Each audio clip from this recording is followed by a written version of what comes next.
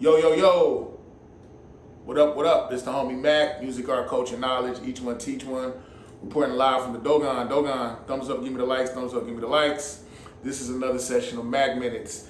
It will be entitled, I ain't from Africa, I'm from Crenshaw Mafia. If you know, you know. That comes from Trey on Boys in the Hood when he was in the classroom telling all his classmates that life started in Africa. And, you know, there was a student that was, that contested that and said, I'm not from Africa, I'm from Crenshaw Mafia, referencing Crenshaw Mafia, the blood set in LA. But anyway, I think I'm using that to reference the fact that you have a lot of people right now of African American descent, ADOS, American Descendants of Slavery, FBA, Foundational Black Americans, who want to deny having any type of biological tie to Africa, which to me is insane. Okay, I want to approach this on so many levels. First off, if you call yourself ADOS, American Descendants of Slavery, you are delineating yourself and by proxy saying that you are descendants of the transatlantic slave trade. You are the descendants of those who incurred the Middle Passage, who came over here on boats. Okay, so you can't on one end say, yes, I'm an American descendant of slaves, but I'm indigenous to America at the same time. That's inane. That's intellectually dishonest. It's just bogus in every sense. It's absurd. For example, myself, I am ADOS. My mother's family is from Salis, Mississippi, so my roots start in Salis, Mississippi, and then on my father's side, my roots start in Lancaster, South Carolina. Lancaster, South Carolina, Salis, Mississippi. That's how I'm here.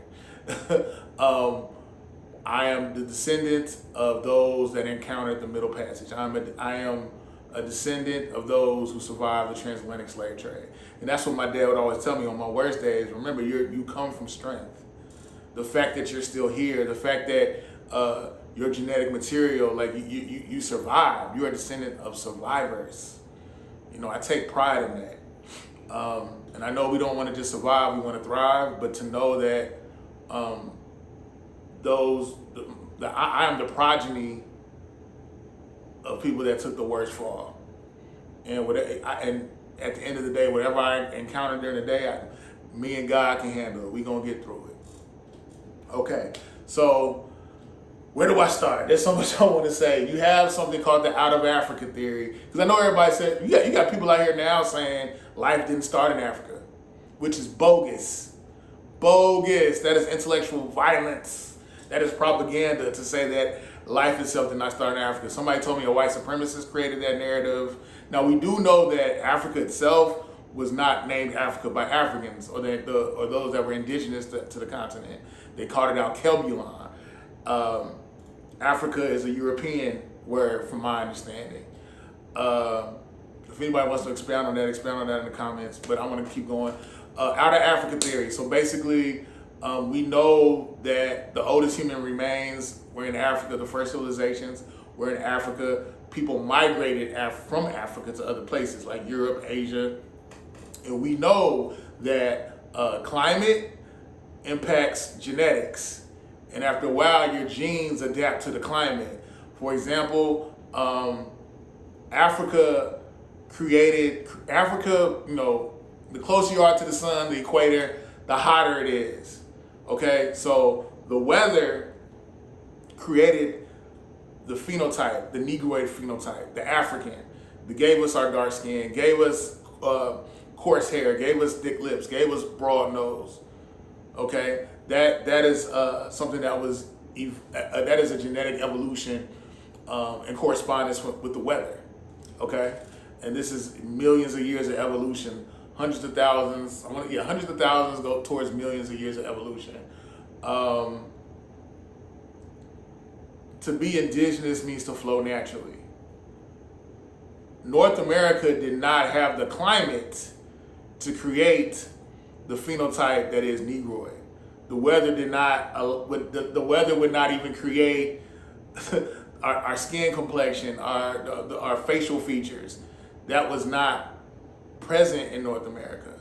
Now, I will say this, I do think, I read they came before Columbus I do believe there was an African presence in America prior to European colonialism, prior to the transatlantic slave trade, but I don't think there were enough Africans here to the point where we were just everywhere. We had our own nation. No, I don't believe that.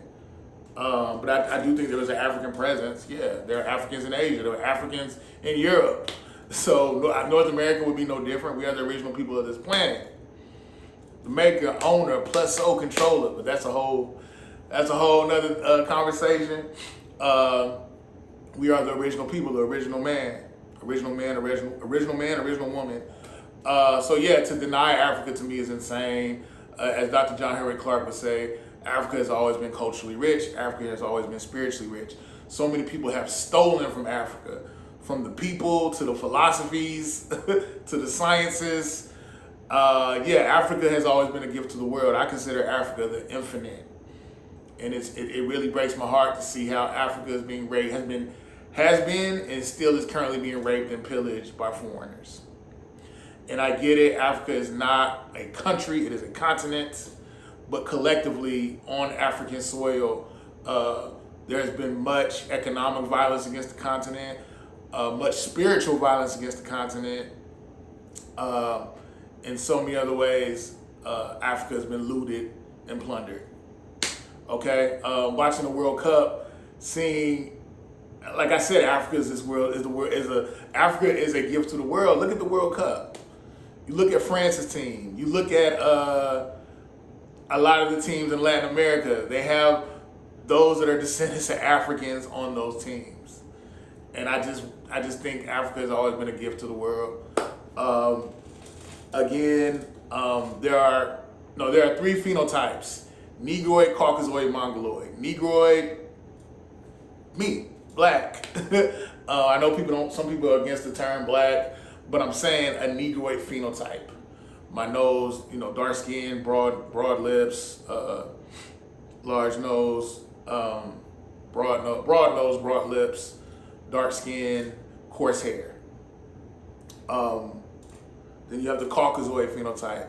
And then you have this Negroid, Caucasoid, and Mongoloid. The Mongoloid being more Asian, Caucasoid, Caucasian, Caucasus Mountains.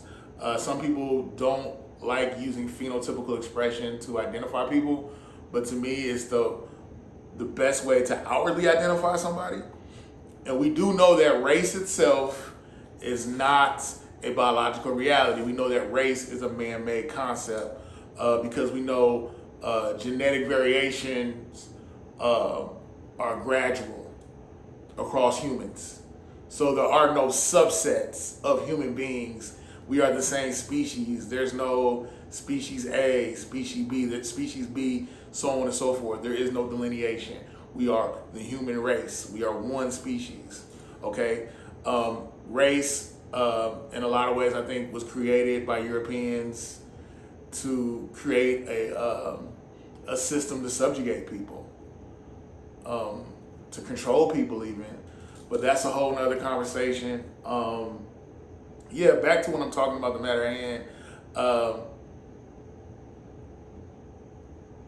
It is not a conspiracy theory. Life started in Africa. If you are ADOS, you are a descendant of those that came from Africa, okay? And I get it, you may have I know the Seminole Indians, they actually let Africans become a part of their tribe, and even they would procreate and could move up the ranks within the tribe. So I don't deny the fact that there are Africans, African Americans, ADOS, FBA, that have native blood in them. I don't deny that at all. It's been proven. Like, there were there were Africans, runaway slaves, what have you, that were absorbed into tribes. Again, specifically the Seminole Indians. I just feel like Africa, its historical contributions are just infinite. and I don't understand. Well, no, I do understand. I think it's a byproduct of white supremacy. They call Africa the dark continent, and so many people process that in a negative connotation. So Africa's poor, Africa's ugly, Africa is black, it's dark. I don't want to have anything with Africa. Everything that's beautiful about me is because my hair, the texture of my hair and my skin is because I got Native American in me. That's when I get upset. I have no problem with people saying, or I'm not against the idea of people having Native blood in them, specifically African Americans.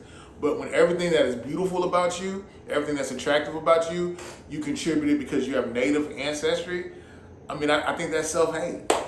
Sorry, not sorry.